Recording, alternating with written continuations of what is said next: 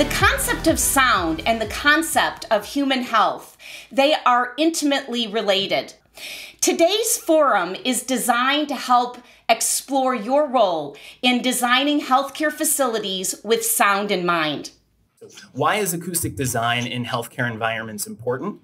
And how does sound influence the patient experience? Multiple research studies had identified noise as the #1 complaint by far in healthcare facilities by both patients and staff.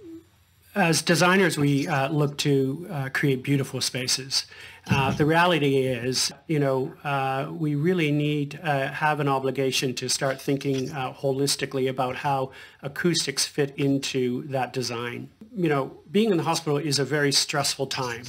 Noise is known to increase blood pressure, increase stress, actually increase sensitivity to pain. We need to start thinking about spaces that encourage healing spaces that actually provide peace and serenity. This project at MUSC, Sean Jenkins Children's Hospital down in Charleston, at the beginning of the visioning of the project, we worked with the client and identified that one of the aspirations would be to make this one of the most spectrum-friendly hospitals in the country. Really, how do you measure everything that you're doing all the way through it so that when a child who is particularly sensitive, neurodiversity concerns would arrive here, what can be done? How can we, use a highly absorptive ceiling product or other kind of niches and alcoves and things to be able to help make it a quieter space.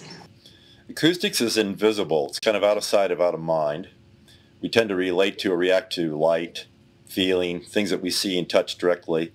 What we hear is impacting us greatly.